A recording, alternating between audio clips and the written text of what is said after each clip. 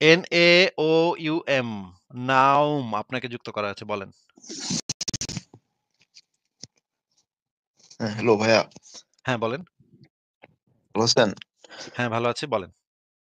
হ্যাঁ, আমার প্রশ্ন হচ্ছিল যে ধরেন ইয়া আপনাদের তো মতামত অনুযায়ী যে আমাদের নবী ধর্মটা ক্রিয়েট করছে, হ্যাঁ? যে উনি নিজেই মন গড়া কাহিনী বানাইছে, হ্যাঁ?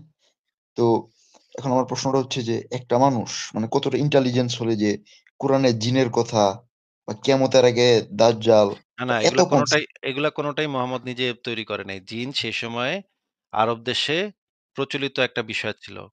যে মানে আপনি কি মানুষজন বলতে চাচ্ছেন যে কপি করা কথাটা হইছে নাকি? কথাটা কথাটা শুনেন, কথাটা শুনেন। কথার হ্যাঁ, হ্যাঁ। মাঝখানে কথা বলেন না। জিন হচ্ছে আরব দেশের মানুষরা বিশ্বাস করত। আরব দেশের মানুষ অনেক দেব-দেবীতে বিশ্বাস করত। লাত, মানাত, উজ্জা এবং জিনেও বিশ্বাস করত।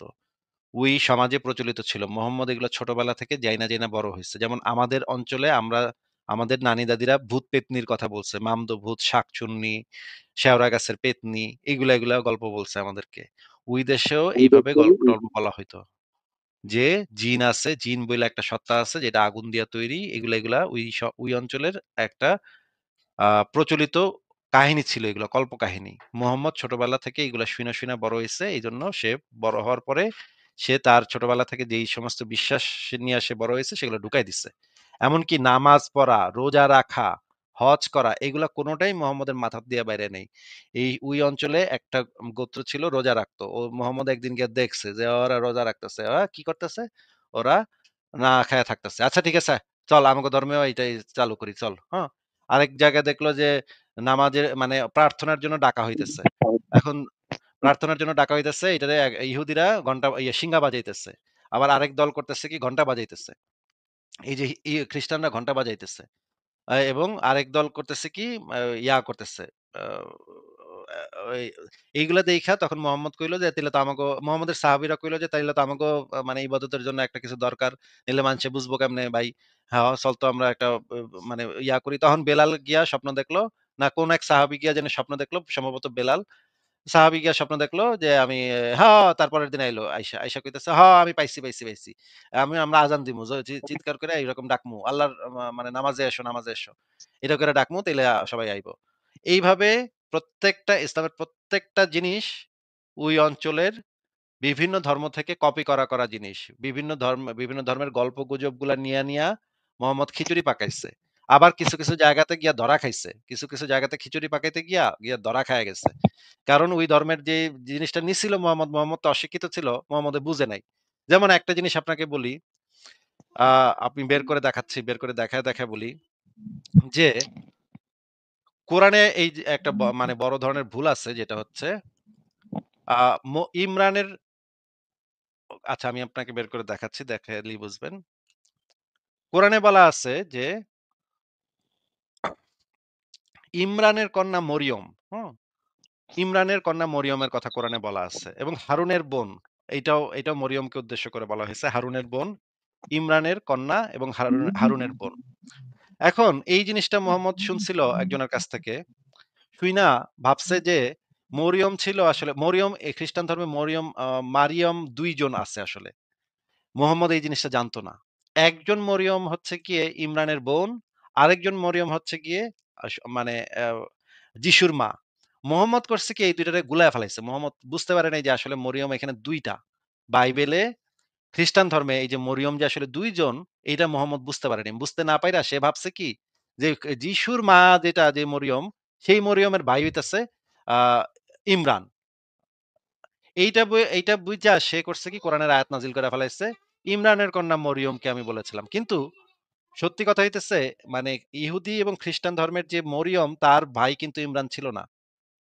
এই ভুল কইরা মোহাম্মদ ধরা খাইছে। এরকম বেশ কয়েকটা জায়গাতে মোহাম্মদ ধরা খাইছে। কারণ সে বাইবেল সম্পর্কে এত ভালো জানতো না। সে আবার বাইবেল সম্পর্কে জানছে কার থেকে সেটা নিয়েও আমাদের কাছে তথ্য আছে। সে যে বাইবেল সম্পর্কে এবং কোরআনের এই যে মানে পুরনো নবী রাসূলদের সম্পর্কে বিভিন্ন জনের কাছ থেকে জানতো, সেটা তো একদম পরিষ্কার হাদিসের ভিতরে আছে। যে বিভিন্ন জনের কাছ থেকে নবী মোহাম্মদ গল্প শুনতো, বাইবেলের গল্প শুনতো। আমি তাহলে সেটা বের করি আগে যে কোত্থেকে জানতো এই যে নবী রাসূলদের কথা, ইহুদিদের যে নবীগুলা সেই নবীদের কথা মোহাম্মদ জানতো কোত্থেকে? সেটা আমরা একটু বের করি, সেটা একটু দেখি। এটা আপনি পাবেন ক্রীতদাসের কাছে নবীদের গল্প শোনা। এটা আপনি পাবেন এই যে আ ১ম এ আপনি সংশয় দেখবেন সংশয়.com এ পাবেন। সিরাতুন নবী ২য় খণ্ড ইবনে হিশাম ইসলামিক ফাউন্ডেশন পৃষ্ঠা নাম্বার ৯৯ এবং আ সিরাতুর রাসূলুল্লাহ ইবনে ইসহাক অনুবাদ শহীদ আখন্দ ইসলামিক ফাউন্ডেশন পৃষ্ঠা ২১৪। এখানে আপনি দেখবেন দেখেন এখানে কি লেখা? মুশরিকদের দাবি খ্রিস্টান জাবর রাসূলুল্লাহকে শিক্ষাদান করত। এ সম্পর্কে আল্লাহ নাজিল করেন। ইবনে ইসহাক বলেন, রাসূলুল্লাহ প্রায় মারওয়ানের কাছে এক খ্রিস্টান গোলামের দোকানের পাশে বসতেন। সে ছিল হাদরামি গোত্রের গোলাম যাকে জাবর বলা হতো।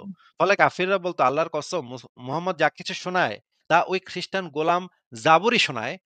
তাদের বক্তব্যের জবাবে আবার কোরআনের আয়াত নাজিল হয়। মানে ওই কিছু কাফের মুহাম্মদের উপর অভিযোগ করছিল যে, "আরে ও তো ওই গোলামের ওই দোকানে গিয়ে বইয়া থাকে। ওইখান থেকেই সবকিছু শোনে।" এইটা নিয়ে আবার মুহাম্মদ কোরআনের আয়াত নাজিল করছে যে, "না, ও শোনে না। আমাগো নবী ওই গোলামের থেকে শোনে না।" এই যে দেখেন এখানে কোরআনে যেটা নাজিল হইছে সেটা, আমি তো জানি মানে কৈফিয়ত দিতেছে, আল্লাহ পাক কৈফিয়ত দিতেছে তার যে আসলে সে ওই গোলামের থেকে শুনে নাই। আল্লাহ পাক কৈফিয়ত দিয়ে বলতেছে, "আমি তো জানি তারা বলে তাকে শিক্ষা দেয় এক মানুষ। তারা যার প্রতি এটা আরোপ করে তার ভাষা তো আরবি নয়। কিন্তু কোরআনের ভাষা স্পষ্ট আরবি ভাষা। ওই লোকের ভাষা তো আরবি না।" এটা কৈফিয়ত দিতেছে আল্লাহ পাক কোরআনে আয়াত নাজিল করে। এবং আমরা যদি সিরাতে রাসূলুল্লাহ গ্রন্থটা দেখি এখানে দেখেন, আমার জানামতে রাসূল করিম প্রায় আল মারওয়ার বানু হাজরামির কৃতদাস জাবর নামক এক জোয়ান খ্রিস্টানের দোকানে বসতেন। ওরা সবাই বলতো মুহাম্মদ যা আনে তার বেশিরভাগ জিনিস শিখিয়ে দেয় ওই জাবর খ্রিস্টান বনু আল হাজরামির কৃতদাস।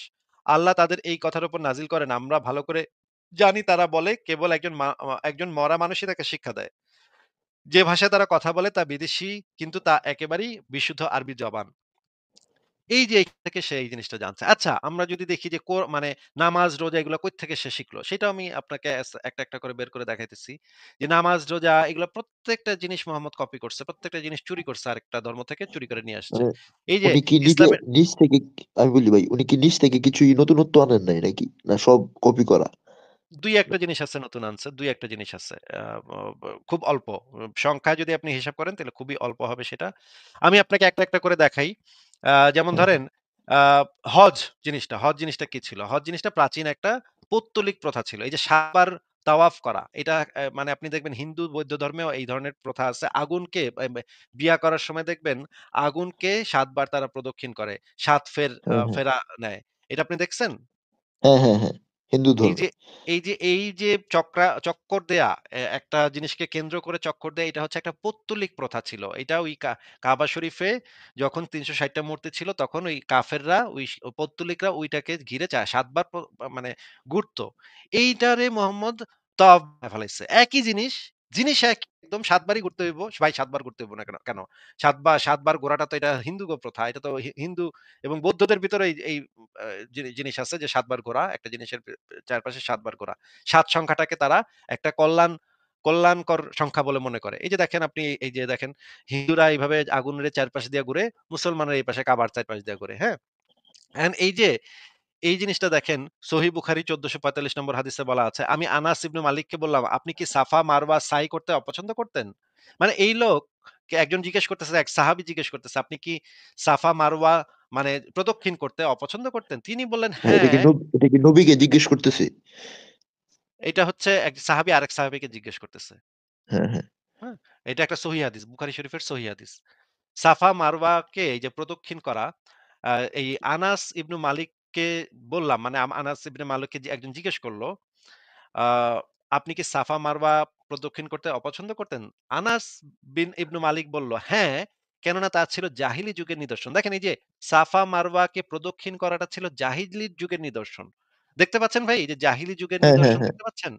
আচ্ছা, হ্যাঁ, হ্যাঁ। অবশেষে মহান আল্লাহ অবতীর্ণ করেন, নিশ্চয়ই সাফা ও মারওয়া আল্লাহর নিদর্শন। কাজেই হজ বা উমরাকারীদের জন্য এ দুয়ের মধ্যে সাই করায় কোনো দোষ নেই। এটা হচ্ছে ২ নম্বর সূরার ১৫৮ নম্বর আয়াতে এই জিনিসটা বলা আছে। মানে আগেকার যুগে, জাহিলি যুগে এই জিনিসটা করা হইতো, কাফেররা এই জিনিসটা করত। কাফেররা এই জিনিস এইভাবে মানে কাবাকে প্রদক্ষিণ করত ৭ বার। এবং সাহাবীদের মধ্যেও এটা জানতো যে এটা তো মানে জাহেল লোকেরা করে। পৌত্তলিকদের কাজ আমি এমনকি মুহাম্মদের অত্যন্ত গুরুত্বপূর্ণ সাহাবী আনাস ইবনে মালিক পর্যন্ত এই জিনিসটা অপছন্দ করত। যে এটা তো কাফের কাজ, এটা তো পৌত্তলিক কাজ, এটা আমরা করমু কেন? একটা নতুন কিছু বাইর করমু আমরা। আমরা এই জাহিলি কাম করমু কেন? পৌত্তলিকদের হিন্দুদের কাজ করমু কেন? তখন আল্লাহ পাক আয়াত অবতীর্ণ করে দেয়, "হ্যাঁ, তোমরা এটা করো। এটা আল্লাহ পাকের নিদর্শন। এই কারণে তোমরা এটা করো।" এইভাবে এই জিনিসটা ইসলাম ধর্মের ভিতর ঢুকে গেল। দেখেন আপনি যদি আরো এইখানে পড়েন দেখেন, এই জিনিসটা সিরাতুল মুস্তাফা গ্রন্থ যদি আপনি পড়েন সেখানে দেখবেন বলা আছে, "এ বছরের পর মুশরিকরা মসজিদে হারামে যেতে পারবে না এবং উলঙ্গ হয়ে বায়তুল্লাহ তাওয়াফ করত।" এই যে দেখেন, উলঙ্গ হয়ে কাফেররা সেই সময় উলঙ্গ হয়ে বায়তুল্লাহ তাওয়াফ করত। মানে কাবা শরীফ তাওয়াফ করত উলঙ্গ হয়ে। এই জিনিসটা এখনো কিন্তু আছে। আপনি দেখবেন যে মানে যে আপনি যদি হজ করতে যান, কখনো দেখবেন এক কাপড়ে আপনার হজ করতে হইব। আপনি হজ করছেন ভাই? হ্যাঁ, হ্যাঁ। না, না, না। আপনার পরিবারের কেউ করছে? হ্যাঁ, আমার দাদা করছে। দাদাকে জিজ্ঞেস করছিলেন ওই যে এক কাপড়ে হজ করতে হয় না? হ্যাঁ, ওটা এহরাম না কি যেন বলে। হ্যাঁ, এক কাপড়েই করতে হয়। এই যে উলঙ্গ আগে করতো উলঙ্গ, ওই যে ওইটারে একটু ঢাইকা-ঢুইকা এক কাপড়ে করছে এটারে, হ্যাঁ? হ্যাঁ, হ্যাঁ, এটা হ্যাঁ, হইতেছে এটা হইতেছে এডিটিং। এটারে কয় এডিটিং, হ্যাঁ? মানে আপনি একটা কপি করলে এটারে একটু এডিট মাইরা আবার পোস্ট মারবেন, হ্যাঁ? এইটারে কয় এডিটিং। হ্যাঁ, আচ্ছা দেখেন, ইহরাম বাঁধা, হুম? এই যে আপনারা ইহরাম বাঁধেন তো, নামাজ পড়েন, ইহরাম বাঁধেন? বাঁধেন? হ্যাঁ, হ্যাঁ, হ্যাঁ, আচ্ছা, ইহরাম বাঁধাও হ্যাঁ, হ্যাঁ, হচ্ছে গিয়ে এইখান থেকে আসছে। ওই আগের আমল থেকে আসছে। আচ্ছা, এই যে হাজরে আসওয়াদ, কালো পাথর। আজকে বলেন তো ভাই, কালো পাথর হ্যাঁ। জিনিসটা কি? হাজরে আসওয়াদ জিনিসটা কি? হ্যাঁ, এটা জান্নাতের একটি পাথর। মানে এখানে চুমা দিলে পাপ মোচন হয়ে যায়। ওইখানে পাথরে চুমা দেওয়া, এগুলো তো হিন্দুকে প্রথা ভাই। পাথরে চুমা দিবেন কেন ভাই? আমাদের ইসলাম না ভাই? মানে ভাই এটা উছিলা ভাই। ও কি এর উছিলা ভাই? পাথর আবার কি করব আপনার? পাথর কি কোন মানে মানুষের ক্ষতি বা লাভ বা ক্ষতি করতে পারে? না ভাই এটা তো আল্লাহ নির্দেশ দিছে যে এই পাথরে ধুরু চুমা ভাই, দিলে আল্লাহ যে নির্দেশ পাপ দিব ইয়া কেন? হয়। পাথরে চুমাছুমি করতে আল্লাহ নির্দেশ দিব কেন? আরে আল্লাহর আচ্ছা ভাই ইসলাম মানে না হচ্ছে এই তাওহীদের কথা বলে, লা ইলাহা হ্যাঁ ভাই ইল্লাল্লাহ। আচ্ছা ভাই এখানে তাওহীদ পাথর গেল সম্পর্কে কোথায়? একটা ভাই পাথর আমারে আগে সম্পর্কে এটা একটা আমার কথা বলি যে ওইটা পরে বলেন। আগে আমারে বলেন যে পাথরে চুমা দিব কেন? পাথরে চুমা দেওয়ার ফজিলত কি? পাথর মানুষের কি করতে পারে? এটা তো একটা পাথর। কোরআনে হাদিসে সারা জায়গায় বলা যে পাথর, ওগুলা মূর্তি, এগুলা তোমাদের কোনো উপকারও করতে পারে না, অপকারও করতে পারে না। এগুলা পাতায়, পাতায় লেখা আছে না ভাই?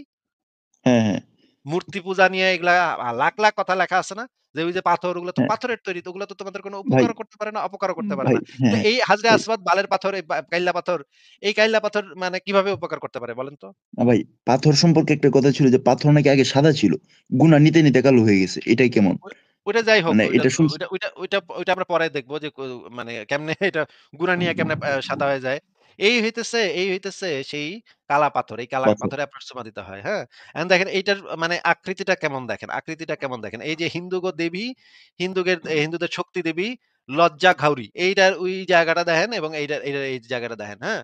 বুঝবেন যে এটা আসলে কি জিনিস, এটা আসলে ওই সময় কি করা হইতো এটা নিয়ে এটা আসলে বুঝবেন। আচ্ছা, এখন দেখি যে এই যে যেটা আপনি বললেন যে এই যে হাজরে আসওয়াদ জান্নাত থেকে অবতীর্ণ হয়েছিল, তখন সেটা ছিল দুধের মতো থেকে শুভ্র। মানুষের গুনাহ খাতা এটাকে এমন কালো করে দিয়েছে। আচ্ছা ঠিক আছে, এটা হচ্ছে সুনান তিরমিজির ৮৭৮ নম্বর হাদিসে বলা আছে। এখন মজার ব্যাপার হলো দেখেন এই যে হাদিসের ভিতরে কি বলা আছে দেখেন। ইসলামের আকীদা কিন্তু পাথর পৃথিবীর কোনো কিছুই মানুষের কোনো উপকার বা অপকার করতে পারে না। মানুষের পাপ পুণ্যই মানুষের উপকার অপকার করে। তাই না? এটা তো ইসলামের হ্যাঁ, হ্যাঁ। আকীদা। এখন দেখেন সুনানে ইবনু মাজা গ্রন্থের ২৯৪৪ নম্বর হাদিসে কি লেখা আছে? হাজরে আসওয়াদ চুম্বন করা। রাসূলুল্লাহ সাল্লাল্লাহু আলাইহি সাল্লাম বলেছেন, কিয়ামতের দিন এই পাথরকে উপস্থিত করা হবে। তার ২ টি চোখ থাকবে, তা দিয়ে সে দেখবে। জবান থাকবে, তা দিয়ে সে কথা বলবে এবং এমন লোকের আনুকূল্যে সাক্ষ্য দিবে যে তাকে সত্যতার সাথে চুমা দিয়েছে। মানে আপনি যদি সত্যতার সাথে চুমা দেন, তাইলে কেয়ামতের ময়দানে ওই পাথরটার হাত পা গজাইবো, কথা কইবো, মাথা ব্রেইন গজাইবো। মানে ওইটা মানে একটা মানে সত্তা হয়ে যাবে, হ্যাঁ? সত্তা হয়ে গিয়ে বলবে, হে আল্লাহ, এটাই আমারে চুমা দিছিল। এটারে জান্নাতে দিয়া দাও। হে আল্লাহ পাক, হ্যাঁ, এইটাই আমারে চুমা দেয়নি। দেখো আল্লাহ পাক, ওই যে আসিফ মহিউদ্দিনের দেখন যায়। এই হালায় আমারে চুমা দেয়নি। তুমি এটারে সাথে, সাথে জাহান্নামে দাও। আল্লাহ, আল্লাহ। তখন আল্লাহ পাক আমারে মানে কইবে, "ওই আসিফ মহিউদ্দিন এদিকে আয়। তুই তো চুমা দেস নাই। যা, তুই জাহান্নামে যা।" বুঝছেন ভাই? দেখেন পাথরের তো তাইলে ক্ষমতা আছে নাকি ভাই? না ভাই। পাথরের মানে ক্ষমতা আছে না? হাদিসে তো এমনটাই বলা যে পাথরের ক্ষমতা আছে। তাহলে পাথরের তো ক্ষমতা থাকলে আল্লাহর এটা কেমনে হইলো? ইসলামের তো পুরা জিনিসই ভ্যানিশ হয়ে গেল এটার সাথে, সাথে। ইসলামের মূল ভিত্তিটাই তো হইলো আল্লাহর সাথে কোন শরিক নাই। আল্লাহ হচ্ছে গিয়ে এক অদ্বিতীয়। কেউ আপনার কোন উপকার অপকার পাথর, মা ফ ম গরু গরু, বাঘ এগুলা কেউ আপনার কোন উপকার অপকার করতে পারবে না। চাঁদ, সূর্য এগুলা কেউ আপনার কোন উপকার অপকার করতে পারবে না। এখানে তো পুরা ইসলাম ভাইসা গেল ভাই। ইসলামের তাওহীদের যে ধারণা, ইসলামের মূল ভিত্তি, এটাই এখানে ভাইসা গেল। হ্যাঁ ভাই। আচ্ছা ভাই আরেকটা প্রশ্ন করি যে না, না, ওই যে আরো এই যে এগুলা তো অনেক আমার কাছে আছে। এই যে দেখেন ২ টা একটা জিহ্বা হবে যা দিয়ে কথা বলবে এই পাথরে, কালা পাথরে নাকি একটা জিহ্বা হইয়া সেটা দিয়ে ল্যাক, ল্যাক করে কথা বলবে। কি তামাশার কথা, কি তামাশার কথা। আচ্ছা অজু করা, অজু করা কি মানে অজু করাও ছিল পৌত্তলিক প্রথা। অজু করাও চুরি করছে মোহাম্মদ। দেখেন মানে চুরি করতে কোন কিছু বাদ রাখে নাই। এইখানে দেখেন প্রার্থনার পূর্বে পরিচ্ছন্ন হওয়া প্রায় সকল ধর্মের একটা প্রচলিত বিধান।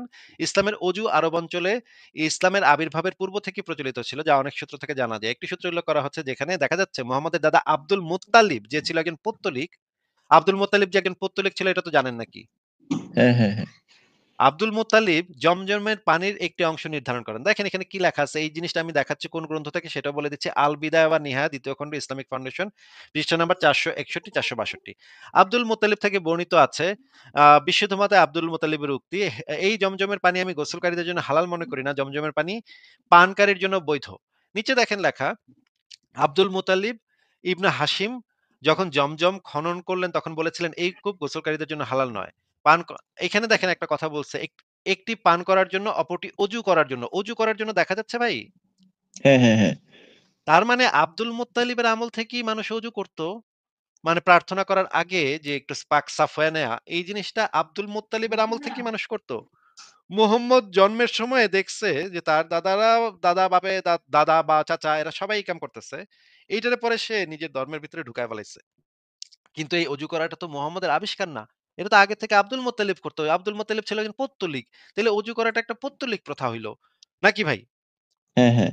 আচ্ছা নামাজ পড়া দেখি। নামাজ পড়া যে থেকে চুরি করছে দেখি। এই একটা মানে সামান্য ২-৩ টা জিনিস পাওয়া যায় যেটা যে জিনিসগুলো নবী নতুন চালু করছে। কিন্তু বেশি মেক্সিমাম জিনিস হইতেছে মুহাম্মদ এই জায়গা থেকে ওই জায়গা থেকে চুরি করছে। আমি আপনাকে দেখাচ্ছি যে নামাজ পড়ার জিনিসটা আচ্ছা ওই ছবিটা আমার কাছে এই মুহূর্তে নাই। ঠিক আছে? আপনাকে তো আমি কয়েকটা জিনিস দেখাইলাম।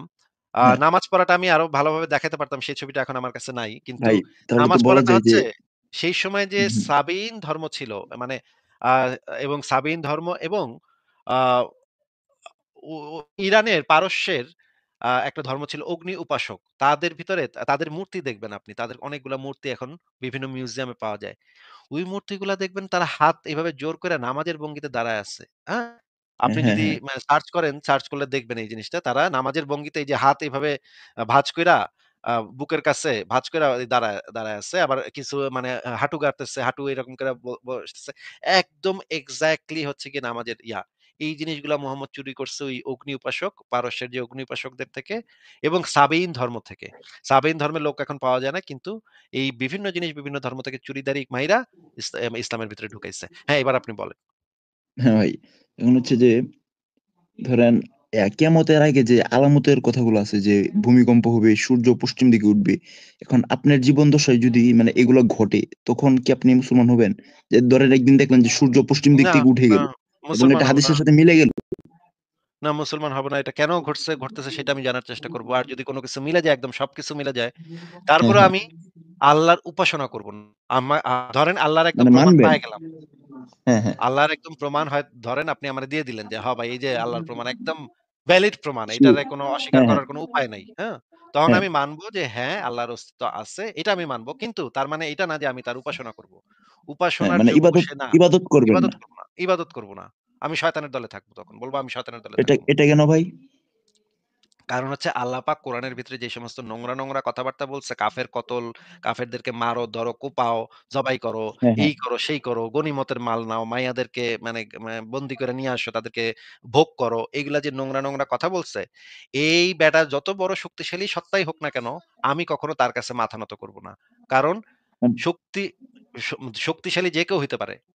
হ্যাঁ, মনে হ্যাঁ, শক্তিশালী হইলেই যে তার কাছে আমার মাথা নত করতে হবে, তাইলে আমার নিজস্ব বিবেক বুদ্ধির কি হবে?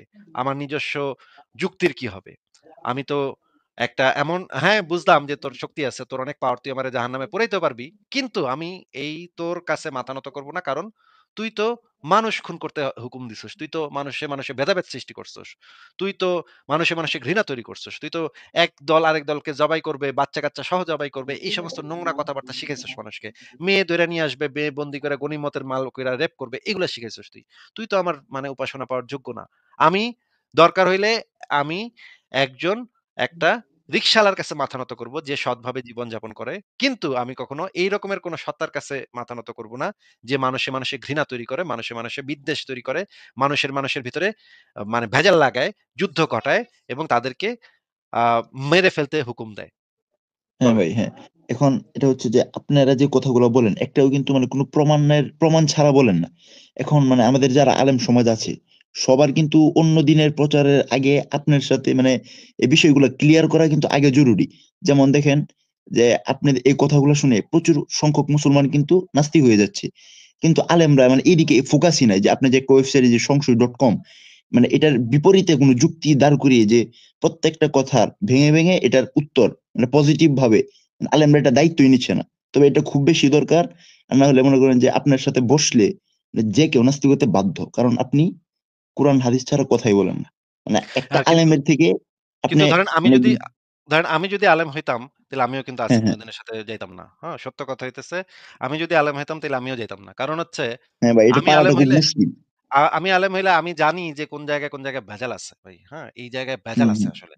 ভেজাইলা জিনিস যদি আমার ডিফেন্ড করতে হয়, একটা মানে কড়া নাস্তিক, যেই নাস্তিক আবার ইসলাম ধর্ম সম্পর্কে ভালোই জানে-টানে, এর হ্যাঁ, সামনে হ্যাঁ। যদি ডিফেন্ড করতে হয়, এটা একটা মুশকিলের ব্যাপার হয়ে যাবে। এইটা আমিও সাহস করতাম না। এইটা তারা আসলে ঠিকই করে যে আমার সাথে আসবে না কখনো। এটা ঠিকই তারা করে। কিন্তু আ আমি হইলেও একই কাজ করতাম। যে ও ভাই আসিফ মহিউদ্দিনের সাথে যামু, ও তো লুঙ্গি খুইলা দিব ভাই। কিন্তু হ্যাঁ? ও তো কিন্তু কোন তাইলে সিপা তো দিয়ে ভাই কি হাদিস বাইর করব? কোন সিপা দিয়ে কি হ্যাঁ, হ্যাঁ। হাদিস বাইর করব? আমি তো পুরা লুঙ্গি মানে বাঁচাইতে তখন মানে অবস্থা কাহিল হয়ে যাবে। কিন্তু আমিও ভাই যাইতাম আমরা না। মানে আমরা যদি সত্যই হয়ে থাকি তাহলে তো আমাদের বুক ফুলিয়ে চলা দরকার যে আপনাদেরকে মনে করেন যে প্রত্যেকটা কথার বিপরীতে জবাব দেওয়া দরকার। কিন্তু আমরা সত্য হওয়ার পরেও কেন আমরা লুকায়িত? মানে ভয় পাই, আলেমদেরকে বললে বসতে চাই না। বা সবাই মিলে একটা মানে একটা কমিটি গঠন করে যে আপনার প্রত্যেকটা কথাকে খণ্ডন করা। মানে এটা কিন্তু খুব বেশি জরুরি। এটা আমি মনে করতেছি। কিন্তু এটা হচ্ছে না। যেমন ইয়া বশির ভাই যে কিছুদিন আগে যে নাস্তিক হলো, উনিও দেখলাম ইনভাইট করছে যে আবু না, তোহাদ না দেন উনি আরো অনেক নাস্তিক হয় নাই। উনি নাস্তিক হয় নাই। উনি হ্যাঁ, হ্যাঁ। উনি সংশয়বাদী ছাত্র একজন। হিসেবে জানতে চাইছে। মানে হ্যাঁ, জানতে প্রশ্নগুলো চাচ্ছে। করবে হ্যাঁ। ছাত্র হিসাবে। কিন্তু মানে সে অনেক সম্মানের সাথে কথাগুলো বলছে। কিন্তু তারপরেও কোন আলেম বসতে যাচ্ছে না। মানে এটা খুবই লজ্জাজনক বিষয়। হ্যাঁ, ভাই এটা তো একজন আলেম বাংলাদেশে লাখ, লাখ আলেম আছে এখন, তাই না? একজন হ্যাঁ, আলেম হ্যাঁ। যদি ২-৩ জন আলেম আইসা যদি মানে বসে এবং হুম। কথাবার্তা বলে, মানে বুঝায়-টুজায় হার দেয় মানে আমাদের হ্যাঁ, যে ইমরান হার-জিত তো ভাইকে। থাকবেই কিন্তু তারা আসতেই চাচ্ছে না। হ্যাঁ, ইমরান ভাইকে হুম। যদি বুঝায়-টুজায় দিতে পারে তাহলে তো ইমরান ভাই আবার দিনের পথে গিয়ে আবার নাস্তিকদের বিরোধিতা করবে। আমরা মানে হ্যাঁ, হ্যাঁ, হ্যাঁ। শুনবো উনি কি বিরোধিতা করে। ঠিক আছে, অসুবিধা কি? আমরা তো তাকে মানে ধরেন সে যদি আবার মুমিন হয়ে যায়, আমরা তো আর তাকে কতল করব না, তাই না? যে আমাদের হ্যাঁ, ভিতরে তো হ্যাঁ, আর হ্যাঁ। এই মুরতাদ হত্যা-টত্যা নাই। তো সে আবার ইসলামে ফেরত যাবে, দিনের পথে যাবে, মানে দিনের দাওয়াত দিবে। আচ্ছা তো ভাই, ভালো হবে। আরেকটা প্রশ্ন করি যে ধরেন যে আমরা তো ইসলাম মানার কারণে কোনো ক্ষতি হচ্ছে না। এখন মৃত্যুর পর যদি দেখি না, যে না ক্ষতি ইসলামটা হচ্ছে না সত্যিই কোথায়? ক্ষতি হচ্ছে ক্ষতি না হচ্ছে, কোথায়? ক্ষতি তো হচ্ছে ভাই। হ্যাঁ, যেকোনো ভাই আমি অন্ধবিশ্বাসই আমার ক্ষতিকর। আমি আমার লাইফস্টাইলে তো কোনো ক্ষতি পাচ্ছি না। আপনি ক্ষতি পাচ্ছেন কি পাচ্ছেন না সেটা আ আ আপনার জীবন আমি ভালোভাবে জানলে তখন আমি আপনাকে ডিটেইলস এ মানে হ্যাঁ, এনালাইসিস হ্যাঁ, হ্যাঁ। করার পর বলতে পারব। কিন্তু আমি যদি হ্যাঁ, হ্যাঁ। বাংলাদেশের একজন সাধারণ মানুষের কথা ধরি, যেকোনো একজন সাধারণ মানুষ মনে করেন একজন আ মসজিদের ইমাম সাহেব যে ইসলাম ধর্মে বিশ্বাস করে। হ্যাঁ? হ্যাঁ, সে হ্যাঁ, হ্যাঁ। বিশ্বাস করে যে কোরআনের আয়াতে বলা আছে, "রিজিকের মালিক হচ্ছে আল্লাহ। তোমরা দারিদ্র্যের কারণে তোমাদের সন্তানদেরকে হত্যা করো না।" এই আয়াতের উপর হ্যাঁ, ভিত্তি করে এই আয়াতের যে তাফসিরে যে জিনিসটা বলা আছে যে আপনি যে কখনো জন্ম নিয়ন্ত্রণ, কন্ডোম ব্যবহার, হ্যাঁ, মানে হ্যাঁ, হ্যাঁ। পরিবার হারাম। পরিকল্পনা এগুলা করতে পারবে না। এগুলা হারাম ইসলামে। ঠিক হ্যাঁ, আছে? এখন এই ভদ্রলোক যে মসজিদের একজন ইমাম সে মনে করেন ১২ টা বাচ্চা পয়দা করল। হ্যাঁ? সে তো হ্যাঁ, করবেই, বউয়ের সাথে তো করবেই এবং বউ তো যদি কন্ডোম ব্যবহার না করে, কোন প্রোটেকশন ব্যবস্থা না থাকে, তো বছর বাচ্চা হবে। হ্যাঁ। বছর বাচ্চা হইলে ভাই একটা মেয়ের শরীরের আপনি একটু চিন্তা করে দেখেন যে বছর যদি বাচ্চা হয়, একটা মেয়ের শরীরে আর থাকে কি? শরীরে তো কিছু বাকি থাকে না। শরীরের সমস্ত একটা বাচ্চা যখন মায়ের পেটে যখন বড় হয়, মায়ের পেটের সমস্ত পুষ্টি, সমস্ত জিনিস, সমস্ত রস সবকিছু নিয়া যায়। হ্যাঁ? আবার হ্যাঁ, হ্যাঁ, যেটা হ্যাঁ। যদি বছর হয়, ডাক্তাররা বলে দেয় যে তুমি একটা বাচ্চা হইছে ২-৩ বছর এর মধ্যে আর বাচ্চা-টাচ্চা নিবা না। কারণ তোমার বডি রিকভার করতে হবে। তোমার যে ক্ষতি হয়ে গেছে, তোমার বডির যে বড় একটা অংশ ওই বাচ্চাটা নিয়া হ্যাঁ। গেছে। এইটা রিকভার করতে তোমার আরো সময় লাগবে ২ বছর। কমপক্ষে ২ বছর তুমি বাচ্চা নিবা না। কিন্তু দেখা যাবে বছর, বছর বাচ্চা দিতাছে। এই যে বাচ্চা যে দিতাছে, মায়ের শরীরের কি হবে ভাই? মায়ের শরীর তো টিকবে না। মায়ের শরীর তো ক্ষয় হয়ে গেল। মায়ের তো নানা ধরনের শারীরিক সমস্যা হবে। হাঁটু ইতে ব্যথা হবে, এখানে ব্যথা হবে, সেখানে হাড্ডিগুলা ক্ষয় হয়ে যাবে। এই যে মায়ের যে শরীরের যে এত ক্ষয়ক্ষতি হইলো, এটার দায় কে নিবে ভাই? এটা তো ইসলামের উপর বর্তায়। ইসলামের কারণেই তো এই তার স্বামী তারে বছর, বছর বাচ্চা দিচ্ছে। ইসলাম না থাকলে তো সেই যে ভদ্রলোক মানে ইমাম সাহেব, সে তো হচ্ছে গিয়ে আটা করত। জন্ম নিয়ন্ত্রণ পদ্ধতি এপ্লাই করত। কন্ডম ব্যবহার করত। তাইলে তো আর এই যে সমস্যাটা হইতো না। আবার ধরেন ১২ টা বাচ্চা সে দিচ্ছে। ভাই আপনি চিন্তা করেন তো একটা ইমাম সাহেবের বেতন মেক্সিমাম হইতেছে ৳৬,০০০ থেকে ৳৭,০০০, তাই না ভাই? হ্যাঁ, হ্যাঁ। বাংলাদেশের ৳৬,০০০ দিয়ে ১৪ জনের ফ্যামিলি। এইটা কি চলা সম্ভব বা বাংলাদেশে কোথাও এটা চলা সম্ভব? বলেন তো? এটা তো ঘাস খায়া থাকতে হবে ভাই। এটা তো সম্ভব না ৫ টা মানে ওই ইমাম সাহেব কোরআনের আয়াত পইড়া মনে করছে যে আল্লাহই রিজিকের মালিক, আল্লাহ খাওয়াইবো। কিন্তু আল্লাহ তো আসলে খাওয়াইবো না। তার ওই ৫-৭ হাজার টাকার ভিতরেই তার পরিবার চালাইতে হইব। এখন ৫-৭ হাজার টাকার ভিতরে যদি সে পরিবার চালাইতে চায়, তাহলে সেই বাচ্চাদেরকে তো সে যথেষ্ট পুষ্টিকর খাবার দিতে পারবে না, ভালো পড়ালেখা দিতে পারবে না, ভালো জামা-কাপড় দিতে পারবে না। একটা বাচ্চার যে চাহিদা, একটা বাচ্চার যে প্রপার আ ডেভেলপমেন্ট এর জন্য যেই জিনিসগুলা দরকার, সেগুলা কিছুই সে বাচ্চাকে দিতে পারবে না। তাহলে সেই বাচ্চাগুলা তো নষ্ট হয়ে যাবে। বাচ্চাগুলা কয়টা হবে জঙ্গি, কয়টা হবে মানে গুন্ডা, কয়টা হবে ইফটিজার, কয়টা হবে মানে ড্রাগসে আসক্ত, এগুলা হবে। তখন দারিদ্র্যের কারণে এই জিনিসগুলা বাড়ে। এই ড্রাগসে আসক্তি, তারপরে মানে জঙ্গি হওয়া, তারপরে হচ্ছে গিয়ে এইগুলা গুন্ডা মাস্তান হওয়া, এইগুলা বাড়ে হচ্ছে দারিদ্র্যের কারণে। কেউ হবে রাজনৈতিক সন্ত্রাসী হবে। এখন এই যে ১২ টা বাচ্চার যে জীবনগুলা যে নষ্ট হইল, এই নষ্ট হওয়ার কাফফারাটা কে দিবে ভাই? এইটার তো একমাত্র কারণ হচ্ছে গিয়ে ওই তার বাপে ওই যে কোরআনের যে আয়াতটা আছে যে রিজিকের মালিক আল্লাহ, তোমরা দারিদ্র্যের ভয় নিজেদের সন্তানকে হত্যা করো না। এই আয়াতের হ্যাঁ, কারণে হ্যাঁ। এত বড় একটা সমস্যা হইল, তার বাচ্চাগুলার জীবন নষ্ট হইল। সেই বাচ্চাগুলা যদি মনে করেন সে যে ওই ইমাম সাহেব যদি ইউরোপে জন্মাইতো, জার্মানি বা হ্যাঁ, সুইডেনে জন্মাইতো। সে যদি একটা উচ্চ শিক্ষা গ্রহণ করে যুক্তিবাদী জীবন-যাপন করত, তাইলে তার বাচ্চা-কাচ্চা কয়টা হইতো? ২ টা হইতো। সে একটা ভালো হুম। চাকরি করত। ভালো চাকরিতে মনে করেন ৳৫,০০০ বেতন। ৳৫,০০০ বেতনে ২-৩ টা বাচ্চা খুব সুন্দরভাবে পালা যায় ভাই। এবং সেই বাচ্চাগুলা খুব সুন্দর শিক্ষা পাইতো, খুব সুন্দর জীবন-যাপন করতে পারত। জামা-কাপড় ভালো পাইতো, আ ভালো মানুষের সাথে চলাফেরা করত, খাদ্য পাইতো, পুষ্টিকর খাবার খাইতে পারত। আপনি দেখবেন যে ইউরোপের বাচ্চা-কাচ্চারা কত লম্বা, লম্বা হয়, হ্যাঁ? কত হ্যাঁ, হ্যাঁ, শক্তি হ্যাঁ। সামর্থ্য গ্রোথ হয়। অনেক ভালো। গ্রোথ অনেক ভালো। ফুটবল খেলার ভিতরে দেখেন, একটা ফুটবলারের হ্যাঁ, ভাই হ্যাঁ। কি স্ট্যামিনা ভাই! ওরে বাপরে বাপ! আমাদের এখানে হ্যাঁ, যে হ্যাঁ। ফুটবল টিমগুলা আছে, একেকটা পোলাপান এত স্ট্যামিনা মানে ৩ ঘন্টা টানা দৌড়াইতে পারে। আমি ১৫ মিনিট দৌড়ানোর পর আমি হাঁপাইতে থাকি। ওরা ৩ ঘন্টা ভাই এক আমিও থেকে ভাই ৩ ঘন্টা ৫ দৌড়াইতে মিনিট পারে। ফুটবল খেললে ভাই পরে হা করে নিঃশ্বাস নিতে হয়। হ্যাঁ, ও এই ও কেন ভাই? কেন? এরকম কেন হচ্ছে? কারণ হচ্ছে আমাদের যে মানে ছোটবেলা থেকে আমরা যা খায় বড় হইছি ভাই, আমরা ভাত খায় বড় হইছি। ভাত খায় কখনো হ্যাঁ, হ্যাঁ, এই হ্যাঁ। ফুটবল খেলানো যায় না ভাই। ভাত খেলে পেয়ে বুড়ি বাইরা যায়। হ্যাঁ ভাই। আমার বুড়ি বাইরা গেছে। আমি তো এই বা বা এই যে খাদ্যাভ্যাস আমাদের যে খাদ্যাভ্যাস খুব খারাপ খাদ্যাভ্যাস। ভাত দিয়ে আলু ভর্তা হ্যাঁ, দিয়ে হ্যাঁ, ভাত খায়। আমাদের দেশে ওই যে আমিও ছোটবেলায় খাইছি। আলু ভর্তা, লেবু চিপা, আলু ভর্তা, ডাইল দিয়ে ভাত খায়। এইগুলা তো ভাই হ্যাঁ, মানে খাবারের কোনো যোগ্যই না। মানুষের প্রোটিন খাইতে হবে। মানুষের বেশি, বেশি প্রোটিন খাইতে হবে, মাছ, মাংস খাইতে হ্যাঁ, হবে, হ্যাঁ, হ্যাঁ। শাকসবজি খাইতে হবে। ভাত খাইতে হবে অত্যন্ত অল্প। যদি ভাত খায়ও কেউ খাইতে হবে অত্যন্ত কম। রুটি খাইতে হবে অত্যন্ত হুম। কম। এই যে কারণ ভাই অবস্থা, ভাতের এই মাধ্যমে তো অবস্থা আমরা পরিপূর্ণ নিউট্রিশনটা পাই না। মানে অনেক ঘাটতি নিউট্রিশন থাকে। পাই না। অনেক ঘাটতি থাকে। এখন এই যে বাংলাদেশের যে ইমাম সাহেব যে এইভাবে জীবনযাপন করতেছে, এটা যদি সে ইউরোপে হইতো তাইলে হুম। সে তার বাচ্চাদেরকে খুব সুন্দর একটা জীবন দিতে পারত। একটা সুন্দর একটা স্বাস্থ্য দিতে পারত। পুষ্টিকর খাবার দিতে পারত, শিক্ষা দিতে পারত। কিন্তু সে হ্যাঁ বাংলাদেশে ভাই। বসবাস কইরা ইসলাম ধর্ম বিশ্বাস করে। কোরআনের ওই আয়াতটা একটা আয়াতে দেখেন, একটা আয়াতের কারণে কতগুলা এই জীবন নষ্ট কতগুলা মানুষের হইতেছে। জীবন ধ্বংস। কতগুলা মানুষের জীবন মানে দুর্বিষহ হয়ে যাচ্ছে। আচ্ছা, শেষ। ওই ১২ টা বাচ্চার ভিতরে মনে করেন ৬ টা যদি মেয়ে হয়, ওই ৬ টা মেয়েরে তো সে হ্যাঁ, হ্যাঁ। মানে ইউনিভার্সিটিতে পাঠাবে না। ওই ৬ টা মেয়ের জি না। ভিতরে মনে করেন একটা মেয়ে আছে যে সে যদি ঠিকভাবে সুযোগ পাইতো সে হয়তো মনে করেন লতা মঙ্গেশকরের মতো গান গাইতো। হুম? হ্যাঁ, হ্যাঁ, কিন্তু হ্যাঁ। সে কইব যে, "ওই তুই তো গান বাজনা এগুলো হারাম। হারাম। তুই গান বাজনা করবি না।" সে হয়তো সে যদি সুযোগটা পাইতো, সে যদি ইন্ডিয়াতে জন্মাইতো এবং আ মানে একটা মানে ওই যে বিভিন্ন শো হয় না? গানের শো হ্যাঁ, হ্যাঁ, ওই হ্যাঁ। যে ওগুলার ভিতরে সিঙ্গার। শুধু যে এই যে অরিজিৎ সিং একটা শো দিয়া খুব ভালো নাম করে ফেলাইছে এখন এখন হ্যাঁ, হ্যাঁ, সারা হ্যাঁ। পৃথিবীর সবচেয়ে টপ গায়ক, তাই না সে? তারপরে হ্যাঁ, হ্যাঁ। সুনিধি চৌহান, হ্যাঁ? কত বড় হ্যাঁ, হ্যাঁ। গায়িকা এখন সারা পৃথিবীর কত বড় গায়িকা। হুম, সেও হুম। একটা শো দিয়ে ইয়া হইছে। এখন ওই মনে করেন মানে ওই ফ্যামিলির একটা মেয়ে মনে করেন মানে প্রতিভা আছে, ওদের মেধা ভিতরে আছে। স্কিল থাকলে ওরা কাজে লাগাতে পারছে না ধর্মের ওদের কারণে। হ্যাঁ, মানে ওদের একটা মানে প্রত্যেকটা বাচ্চারই একেকটা দিকে পারদর্শিতা থাকে, হ্যাঁ? প্রতিভা আছে। এখন হ্যাঁ, হ্যাঁ। একেকটা প্রতিভা থাকে। এখন এই প্রতিভাটাকে ঠিকভাবে লাইন ঘাটটা করে দিতে হয় যে তুমি এইভাবে তুমি হ্যাঁ, তোমার হ্যাঁ, হ্যাঁ। জীবনটাকে করো। কিন্তু বাংলাদেশে কি কইব? ও গান বাজনা নাচানাচি করণ যাইব না, গান বাজনা করণ যাইব না। আর মেয়ে আচ্ছা ঠিক আছে সেটা করলাম না। ওই মেয়েটার মনে করেন অনেক ম্যাথমেটিক্স এ অনেক ভালো পারে সে। সে হয়তো একটা হ্যাঁ, বিরাট সায়েন্টিস্ট হয়ে যেতে পারত। কিন্তু হেরে কইব যে তোর একটু পর্দা করা। মানে পর্দা করতে হইব, তোর ইউনিভার্সিটিতে যাওন যাইব না, তোর বিয়া দিয়ে দিমু। তাড়াতাড়ি বিয়া দিয়ে দিমু। এই নবীর সুন্নাত ফলো করে তাড়াতাড়ি বিয়া দিয়ে দিব। বিয়া দিয়ে দিলে তো ঘর সংসার হয়ে গেল। তখন তো আর সে পড়ালেখাও তার হবে না। দিলে তার হ্যাঁ, হ্যাঁ। পুরা সে হয়তো একটা সায়েন্টিস্ট হইতে পারত। সে হয়তো ওয়ার্ল্ড ব্যাংকে চাকরি করত। বড় একটা চাকরি করত। হ্যাঁ, হ্যাঁ। সে হয়তো জার্মানির চ্যান্সেলর হইতে পারত।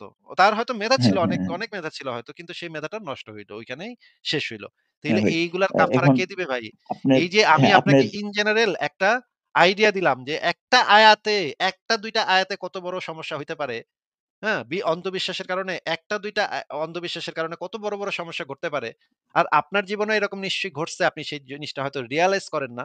হ্যাঁ, কিন্তু হ্যাঁ, হ্যাঁ, হ্যাঁ। আমি আপনার জীবন যদি আমি ভালোভাবে জানতাম, তাইলে আমি আপনার জীবন সম্পর্কে অনেক কিছু বলে দিতে পারতাম। কিন্তু আমি যেটা জানি সেটা সম্পর্কে বললাম। এবার বলেন।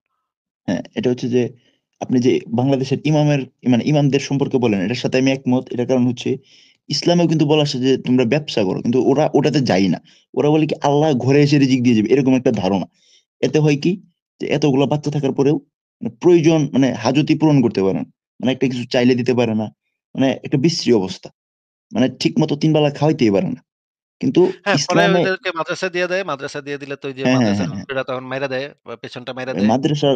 মাদ্রাসার জুলুমের কথা আর কি বলব? এটা তো আমি নিজেই ভুক্তভোগী। মানে এত বাজে আপনি তো বুঝতেই পারতেছেন যে কেমন ভয়াবহ মাদ্রাসা। যেমন আমি ছোট থেকে আপনার হেফজখানায় পড়ছি অনেকদিন। মানে একটা কোরআন যখন আমি মুখস্থ শুনাইতাম, একটা আয়াত যদি ভুল হতো, গরু পিটায় না মানুষ গ্রামে? এর থেকেও জঘন্যভাবে পিটানো হইতো। তখন আমি প্রশ্ন জাগতো যে কোরআন এটা তো একটু ভুল হতেই পারে। মানে যারা হেফজখানায় পড়ে। তো একটা আয়াত ভুল হওয়ার কারণে ডেইলি মানে আমার ২ হাত, পিঠ সবসময় কাটা থাকতো। তো এখন আমি এটা থেকে মুক্ত। আমি খুব হ্যাপি। আর আমি চাচ্ছি যে এই বাংলাদেশটা ছেড়ে দেওয়ার জন্য। কারণ এখানে কোন কেরিয়ার, ফিউচার কোন কিছুই নাই। মানে এখানে আপনার মনে করেন যে সবগুলো মানে নির্যাতিত সবাই এক কথায় বলতে গেলে। মানে কোন কিছু ভালো নাই। মানে আপনি একটা স্কিল শিখে মানে একটা কিছু গ্রো করবেন। মানে সবাই মিলে আপনাকে থামিয়ে দিবে। মানে এটা খুব একটা বাজে জিনিস। আর ইমামরা এটা খুব খারাপ। যে ওরা ইসলামের এটাও মানে না যে ইসলামে আছে আল্লাহ বলছে যে তোমরা ব্যবসা করো। টাকা আর্ন করো। এটা ইসলামের একটা গুরুত্বপূর্ণ আর্ন করার বিষয়টা। কিন্তু ওরা আর্ন না করে এই ৳৬,০০০ বেতন এটাকেই মানে সর্বোচ্চ মনে করতেছে যে আর দরকার নেই। এবং এটা দিয়ে মনে করেন যে সংসার, ঘর সব চালানোর চেষ্টা করতেছে। এখন আমি একটা জিনিস ভেবে কষ্ট পেলাম যে আমাদের আলেমরা আপনাদের সাথে বসতেছে না। মানে এটা খুব লজ্জাজনক। হ্যাঁ, এটা তো ভাই কিছু করার নাই। আমরা বারবার নিমন্ত্রণ জানাইছি, আমন্ত্রণ জানাইছি, বারবার বলছি। কিন্তু কেউই রাজি হয় না। এখন কি আর করা আছে ভাই? তাহলে ঠিক আচ্ছা আছে। ভাই আপনাকে একটা কিন্তু তারা পার্সোনাল কোয়েশ্চেন করি। কিন্তু তারা আমাদেরকে জবাই করার হুঙ্কার দিতে পারে বিভিন্ন জায়গায় গিয়া। হ্যাঁ, আমাদের হ্যাঁ, হ্যাঁ। কথার জবাব একলা, একলা জবাব দেয় বিভিন্ন জায়গাতে, বিভিন্ন YouTube কিন্তু চ্যানেলে এভাবে দেখি। বসে না আরকি। কিন্তু আসবে না, আইব না। হুম, আচ্ছা বলেন, ভাই বলেন। আপনি এমনি পার্সোনাল ভাবে ভাই আপনার ইনকাম সোর্স কি? আপনি কি জব করেন? ভাই পার্সোনাল ইনকাম সোর্স এগুলো নিয়ে আমি কথা বলি না। যদি আপনার বেশি জানার আগ্রহ থাকে LinkedIn এ গিয়ে আমার নাম লিখে সার্চ করেন সেখানে পেয়ে যাবেন। আচ্ছা, আচ্ছা ভাই ধন্যবাদ। আপনার সাথে কথা বলে ভালো লাগলো। ঠিক আছে তাহলে ভালো থাকেন তাহলে বিদায় জানাচ্ছি। হ্যাঁ। ঠিক আছে তাহলে